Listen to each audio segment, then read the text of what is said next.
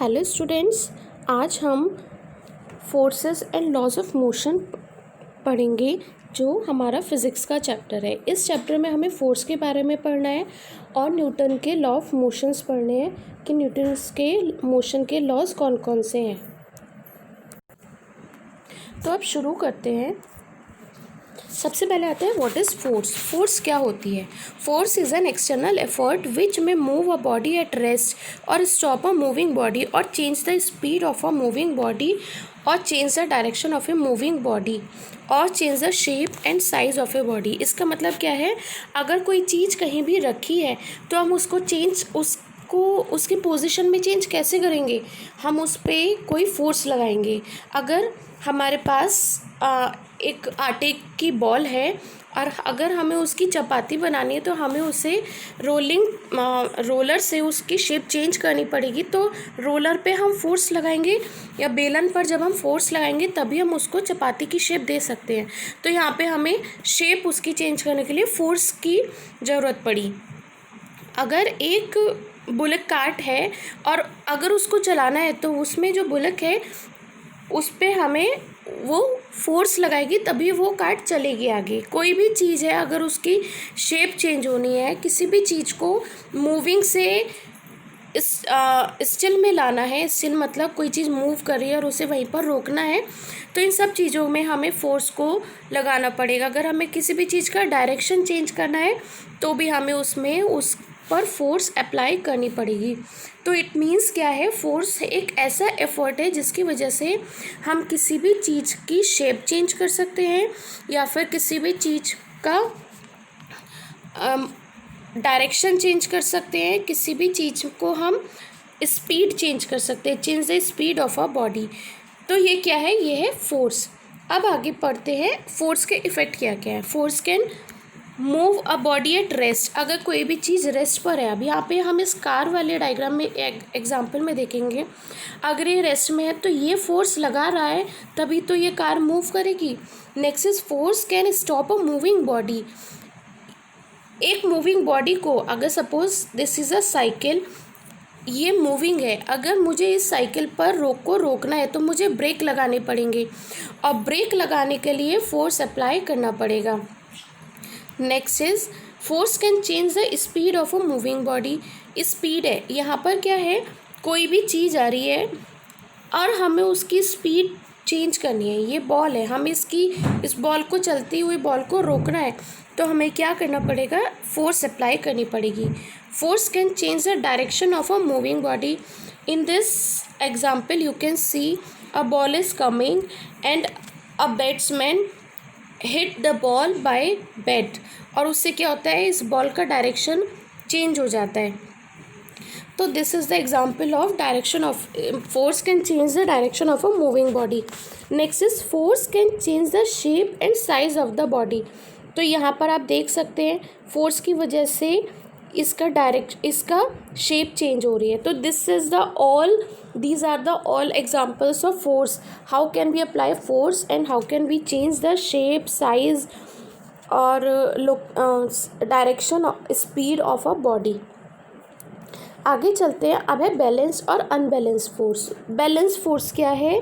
Balance force है when the two forces acting on an object are equal in size but act in opposite direction. आप इस example में देख सकते हैं कि यहाँ पर एक गेट है और इस गेट पर दो बॉयज़ इक्वल फोर्स पुश कर रहे हैं। तो ये जो फोर्स अपोजिट डायरेक्शन में है, ये वाला बॉय इस डायरेक्शन में लगा रहा है और ये वाला बॉय इस डायरेक्शन में, लेकिन इन दोनों की फोर्स इतनी है कि ये मूव ही नहीं कर पा रहा गेट, तो ये कहलाएगा balance force. In the same way इस एग्जाम्पल में देखते हैं, यहाँ पर ये टग ऑफ वॉर है, इसमें 300 न्यूटन का फोर्स ये बॉयज़ एंड गर्ल्स इधर लगा रहे हैं और इधर वाले इस साइड लगा रहे हैं, तो दोनों अपोजिट डायरेक्शन में हो गए। तो यहाँ पे ये कोई भी इस रस्सी को खींच नहीं पा रहा। तो this is the example of balance force. Balance force क्या है? जब दो फोर्स अपोजिट डायरेक्शन में इक्वल मैग्नीट्यूड में लगे। When two forces acting on an object are equal in size but act in opposite direction we say that they are balanced force. If the forces on an object are balanced or if there is no force acting on it, this is what happens. क्या होता है जब equal force लगती है, an object is not moving, stay still, वो object move ही नहीं होगा. जैसे यहाँ पर ये गेट था, ये मूव ही नहीं हो रहा था क्योंकि यहाँ पे दोनों बॉयज़ इक्वल फोर्स लगा रहे थे. An object that is moving continues to move at the same speed and in the same direction. तो वो उसी स्पीड में और उसी डायरेक्शन में उसी डायरेक्शन में उसकी स्पीड चलती रहेगी. अब आता है अनबैलेंस फोर्स. अनबैलेंस फोर्स क्या है? बैलेंस फोर्स का अपोजिट है. देखो यहाँ पर इसका सबसे पहले हम एग्जांपल देखेंगे. यहाँ 400 न्यूटन की फोर्स लग रही है और यहाँ पर 300 न्यूटन की, तो ये अनबैलेंस हो गई. तो अब ये टग ऑफ वॉर में कौन जीतेगा? ऑब्वियसली ये वाला बैच जीतेगा. क्यों? क्योंकि इन्होंने ज़्यादा फोर्स लगाई. तो अनबैलेंस फोर्स क्या है? When two forces acting on an object are not equal in size. तो दोनों फोर्सेस, यहाँ 400 है, यहाँ 300 है, तो इक्वल साइज की नहीं है. We say that they are unbalance forces. If the forces on an object are unbalance, तब क्या होता है? An object that is not moving starts to move. जो मूव नहीं कर रहा है वो मूव करना स्टार्ट कर देगा. और सेकंड क्या है? An object that is moving change speed और डायरेक्शन. तो बैलेंस में क्या था? वो डायरेक्शन, उसमें चेंज इन स्पीड नहीं हो रहा था, चेंज इन डायरेक्शन नहीं हो रहा था क्योंकि इक्वल फोर्स लग रही थी. लेकिन यहाँ पर स्पीड भी चेंज होगी और डायरेक्शन भी चेंज होगा. तो एक बार इन दोनों में डिफरेंस देखते हैं. What is the difference between balance and unbalanced force? तो बैलेंस फोर्स इक्वल साइज में लगती है, मतलब बैलेंस फोर्स अपोजिट डायरेक्शन में इक्वल फोर्स है और अनइक्वल फोर्स जहाँ पर होगी वहाँ अनबैलेंस फोर्स है. दूसरा अपोजिट इन डायरेक्शन. देखो ये वाला एलिफेंट है, ये इस डायरेक्शन में फोर्स लगा रहा है, ये वाला इस डायरेक्शन में, तो डायरेक्शन अपोजिट है. लेकिन यहाँ पे डायरेक्शन वेरीज होता है, कोई फोर्स किधर लग रही है, कोई फोर्स किधर लग रही है. Do not cause change in motion. अब जब दोनों तरफ से इक्वल फोर्स लग रही है तो वो चीज़, उसका मोशन चेंज ही नहीं होगा. लेकिन यहाँ पर अनबैलेंस फोर्स के केस में मोशन हो जाएगा. क्यों हो जाएगा? क्योंकि दोनों में अनइक्वल साइज़ की फोर्स लग रही है. अनइक्वल साइज़ की फोर्स है तो यहाँ पर मोशन चेंज हो जाएगा. मोशन चेंज हो जाएगा और वो आगे मूव कर जाएगा. अब है Newton's first law of motion. अब यहाँ से इस चैप्टर का बेस स्टार्ट होता है. क्या है? Newton's first law of motion में क्या बोला है? इसका स्टेटमेंट अक्सर एग्जाम्स में पूछा जाता है. तो इसका स्टेटमेंट है, an object in motion tends to stay in motion and an object at rest tends to stay at rest unless acted upon by an unbalance force. मतलब अगर कोई भी चीज़ रेस्ट में है तो वो रेस्ट में रहेगी, वो मूविंग है तो वो मूविंग में रहेगी जब तक कि उस पर कोई एक्सटर्नल फोर्स नहीं लगेगा. जैसे अगर एक टेबल पर कॉपी रखी है तो वो कॉपी एज इट इज़ रखी रहेगी. It will not change it direction और it will not be in motion. जब तक कि अगर आपने आके उस पर फोर्स लगाई तो वो कॉपी क्या मूव कर जाएगी. तो this is the example of Newton's first law of motion. अगर कोई भी चीज़ कहीं रखी है तो वो एज इट इज़ रखी रहेगी और अगर कोई चीज़ मोशन में है तो वो मोशन में रहेगी जब तक कि उस पर कोई एक्सटर्नल फोर्स नहीं लगेगी. This is the first law of motion given by Newton. Sir Isaac Newton थे, उन्होंने ये मोशन के लॉज दिए थे. तो पहला लॉ समझ में आया होगा. The body, if a body it is in rest it will remain at rest, or if a body in motion it will remain in motion until and unless an external force will not apply on it. तो अब इस law को समझने के लिए हमें inertia पढ़ना पड़ेगा. तो एग्जैक्टली इनर्शिया क्या होता है? इनर्शिया होता है जब भी कोई भी चीज़ किसी पोजीशन में है तो वो उसमें ही रहेगी और अगर उसको अपना वो किसी भी चेंज को अपोज करती है. मतलब क्या है? The tendency of an object to resist any change in its state of rest और uniform motion is called inertia. जैसे अगर ये एक कॉपी है, ये एक टेबल पर रखी है तो ये ऐसे ही रखी रहेगी, ये अपोज करेगी जब भी इस पर कोई एक्सटर्नल फोर्स लगेगी. तो जैसे the natural tendency of object to remain in state of rest और uniform motion is called inertia. This is why the first law of motion is also known as law of inertia.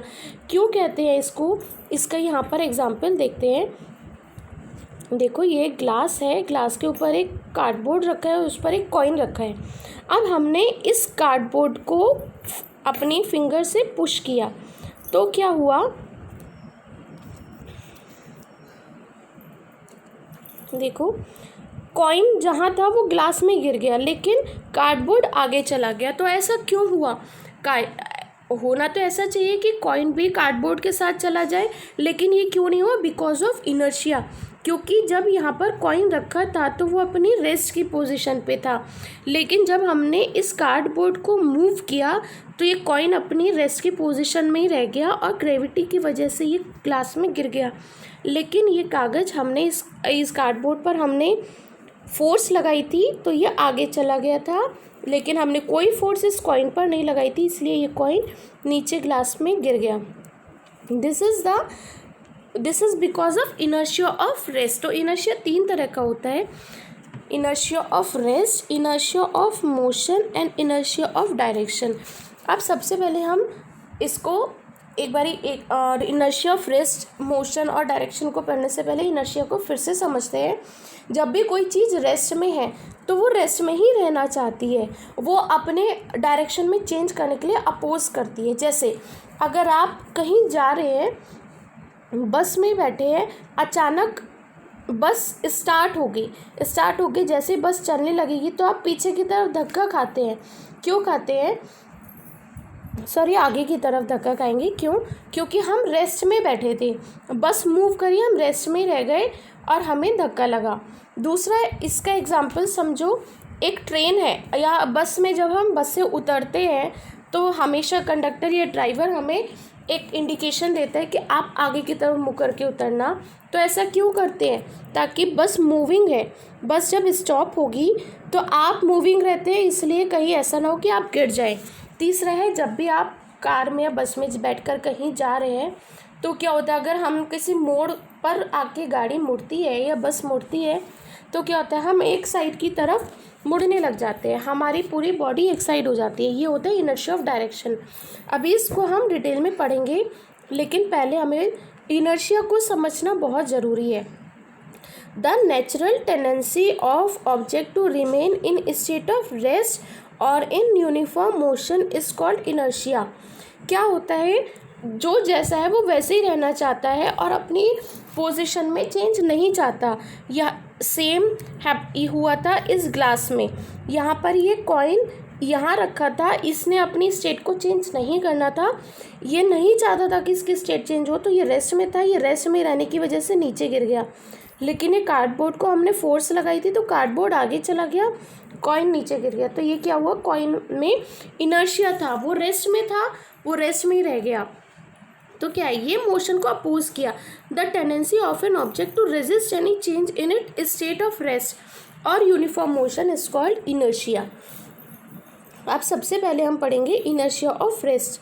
Inertia of rest क्या है? The tendency of a body to oppose any change in it state of rest. जब भी कोई भी oppose rest की position के लिए होता है तो वो कहलाता, मतलब कोई भी चीज़ अगर रेस्ट में है और उसी में ही कोई चेंज हो रहा है तो वो उसका अपोज करेगी, ये कहलाता है इनर्शिया ऑफ रेस्ट. अब देखो इसका एग्जाम्पल है, सपोज आप एक पेड़ है, आपने उस पेड़ को खूब तेज से हिलाया तो उसके पत्ते गिर जाते हैं. क्यों गिरे?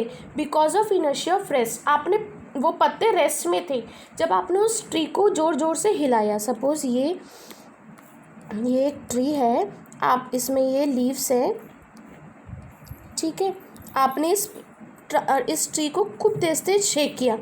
अब ये पत्ते तो रेस्ट में थे, अब जब ये मूव किया तो पत्ते रेस्ट में ही रह गए और नीचे गिर गए. तो ये क्या हुआ, इनर्शिया ऑफ रेस्ट. इन्होंने उस मोशन को अपोज किया. When you are standing in a stationary bus, आप एक बस खड़ी है और आप एक बस जो चल नहीं रही, आप उसमें खड़े हैं.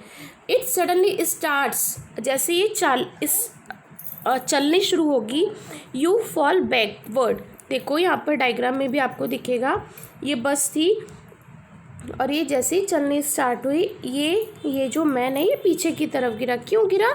Because of inertia of rest. ये रेस्ट की पोजीशन में ऐसे खड़ा था, सडनली बस आगे बढ़ी तो ये जहाँ था वहीं रह गया, मतलब इसने मोशन का अपोज किया, तो ये कहलाएगा इनर्शिया ऑफ रेस्ट। इसका दूसरा एग्जाम्पल है बुक। अगर ये एक बुक का बंडल है, आपने इसमें से एक बुक निकाली तो बाकी की बुक वहीं पे ही रह जाएंगी। क्यों? क्योंकि ये बुक रेस्ट में थी, रेस्ट में रह गई। तीसरा एग्जाम्पल मैंने अभी आपको पीछे क्लास में कॉइन गिरा था वो बताया था। अब है कभी कभी क्या होता है, कोई मैट अगर कोई ट्रिक से उठाता है तो ये जो बॉटल और ग्लास है, टेबल मैट हट जाता है, बॉटल ग्लास वहीं पर ही रह जाते हैं because of inertia of rest. इसके और एग्जांपल्स देखते हैं। व्हेन यू आर स्टैंडिंग, ये तो हो गया first example. Second is a tree is shaken vigorously, some of the leaves fall from the tree. If we shake a tree, all the leaves, all नहीं, some of the leaves fall. क्यों गिर जाती हैं वो? Because of inertia of rest. वो rest में ही थी। वो जब हमने उस ट्री को शेक किया तो उन्होंने उस मोशन का अपोज किया और वो जिस पोजीशन में थी उसी पोजीशन में रहकर पेड़ से डिटैच हो गई और गिर गई। नेक्स्ट है when accelerating the vehicle from rest. अगर एक व्हीकल है वो रेस्ट में है, हम उस एक कार में बैठे, अचानक से ड्राइवर ने कार को स्टार्ट कर दिया और चला ली, एक्सिलरेशन दे दिया, तो क्या होगा? हम बैठे थे, हम ऐसे धक्का लगता है और हम पीछे की तरफ हो जाते हैं because of inertia of rest. Pulling the table cloth, ये मैंने आपको भी एग्जाम्पल दिखाया था। Pulling a single notebook from A bundle without disturbing the others, तो जैसे ये वाला एग्जाम्पल था। नेक्स्ट है बीटिंग ए कारपेट, ये बहुत इंटरेस्टिंग है। आप एक कारपेट को उठाओ और उसको खूब तेज से डंडे से मारना शुरू कर दो, तो क्या होगा? कारपेट मूव करेगा, लेकिन जो कारपेट के अंदर डस्ट पार्टिकल्स थे वो इनर्शिया ऑफ रेस्ट की वजह से उसी पोजीशन में रह जाते हैं और गिर जाते हैं। तो ये क्या है? डस्ट पार्टिकल्स रेस्ट में थे लेकिन कारपेट मोशन में आ गया था। अब कारपेट मोशन में है, डस्ट पार्टिकल रेस्ट में है, तो वो फॉल डाउन हो जाते हैं। और these are all the examples of inertia of rest। अब आते हैं इनर्शिया ऑफ मोशन। रेस्ट, आप इनर्शिया ऑफ रेस्ट अच्छे से समझ में आया होगा। अब है inertia of motion, the tendency of a body to oppose any change in its state of uniform motion is known as inertia of motion. अब कोई भी चीज़ मोशन में है और आप अगर उसको सडनली रोकेंगे तो उस पर झटका लगेगा, तो ये वही बात बता रहे हैं। The passengers fall forward when a moving बस सडनली स्टॉप। अब एक बस चल रही है, ट्रेन में आपने कभी अगर ट्रेवल किया हो, एक ट्रेन चल रही है, सडनली उसमें एक ब्रेक लग जाए तो आप लोग आगे की तरफ धक्का खाते हो। क्यों? क्योंकि आप मोशन में थे, आपकी बॉडी में सडनली ब्रेक लगने से आपको झटका लगता है और आप आगे की तरफ गिर जाते हैं। यहाँ पर देखो ये वाला एग्जाम्पल है, ये ब्रेक लगने की वजह से आगे गिरा। A person falls forward while getting down from a moving bus. अब देखो, अगर यहाँ पे भी देख सकते हो, अचानक ये एक, इसमें यहाँ पर देखो ट्रेन इन मोशन है, ये देखो ये है ट्रेन इन मोशन। अब क्या है? Train slows down after applying brakes, तो ये ट्रेन धीरे धीरे लगी, ट्रेन में ब्रेक लगा तो ये धीरे धीरे आगे हुए। Train comes to a halt, जैसी वो आती है, झटका लगाती है, ट्रेन में ब्रेक लगते हैं तो ये और आगे की तरफ गिरती है। तो ये क्यों हुआ? Because of inertia of motion, क्योंकि जब ट्रेन मोशन में थी तो हमारी बॉडी उसी के अकॉर्डिंग मोशन में थी, लेकिन जैसे ही ट्रेन ने ब्रेक लगाए हमारी बॉडी मोशन में ही रह गई, उसने उस रेस्ट को अपोज किया और यहाँ पर क्या हुआ? हमारी बॉडी आगे की तरफ झटका खाती है। थर्ड है a luggage is usually tied with a rope on the roof of car. जब भी हम कभी कार के छत पर कुछ चीज़ रखते हैं तो हम यहाँ पे टाइट उसको बांध देते हैं। क्यों? देखो जैसे ही ये मोशन में जाएगी, अब ये सारा लगेज भी इस कार के साथ साथ मोशन में आ जाता है, लेकिन जैसे ही कार ने ब्रेक लगाए या बस ने ब्रेक लगाए तो क्या होगा, ये मोशन में ही रहेंगे और ये गिरने लग जाएंगे। इसकी वजह से हमेशा हम जो भी लगेज कार या बस में ऊपर बांधते हैं, रखते हैं, उसको बांध देते हैं। These are the example of inertia of motion. अब आते हैं inertia of direction. What is inertia of direction? The tendency of a body to oppose any change in its direction of motion is known as inertia of motion. अब देखो, इसका example है ये। अगर आप इसमें यहाँ पर एक आपने बॉल को धागे से बांधा हुआ है और आप उसको ऐसे घुमा रहे हैं, तो अगर आपने इसको छोड़ दिया तो ये इधर की तरफ जाएगा या ऐसे गिरेगा। देखो क्या होता है, when a stone tied to a string is building in a horizontal circle, if a string breaks the stone flies away tangentially. तो ये टेंजेंशियली इसके इस तरह से गिरेगा क्योंकि ये डायरेक्शन में ही रहता है। अगला है mud guards are provided in vehicles over the wheels. क्यों होता है, जब व्हील्स चलते हैं तो उसमें जो मड होती है उसके साथ साथ मड आगे डायरेक्ट उसी डायरेक्शन में जाती है, तो क्या होगा, छींटे आएंगी पीछे, इसीलिए मड गार्ड लगा देते हैं कि वो इनर्शिया ऑफ डायरेक्शन की वजह से उसी डायरेक्शन में घूमेंगी और पीछे दूर दूर तक छींटे जाएंगी। लेकिन जैसे हम मड गार्ड लगा देते हैं, मड गार्ड देखा है कार्स के पहियों के पीछे एक ऐसे एक कपड़ा या एक लेदर का सा कुछ लगा हुआ होता है, जिससे सारे जो कीचड़ या मड होती है वो सब उस कपड़े पर ही जाती है। तो ये क्यों लगाते हैं, बिकॉज जब पहिया घूमता है तो उसमें मड उस पहिए के साथ साथ डायरेक्शन में जाने की वजह से वो दूर तक छींटे जाएंगी इनर्शिया ऑफ डायरेक्शन की वजह से। इसका दूसरा एग्जाम्पल है व्हेन ए फास्ट मूविंग बस come across A curve the passengers fall towards the centre of the curved road. अब देखो यहाँ पर भी दिखेगा आपको, ये बस है और जैसे इस बस ने कर्व लिया तो सारे पैसेंजर्स एक साइड गिरने लग गए। ये देखो, ये इधर की तरफ गिर रहे। क्यों गिर रहे, क्योंकि ये कर्व ले रहा है, कर्व की वजह से सारे पैसेंजर्स इनर्शिया ऑफ डायरेक्शन का अपोज करे इनर्शिया, तो वो क्या है, वो एक साइड गिरेंगे। तो ये सब एग्जाम्पल्स है इनर्शिया ऑफ डायरेक्शन के। This is all about first law of motion given by Newton, in which we studied inertia of rest, inertia of motion and inertia of direction.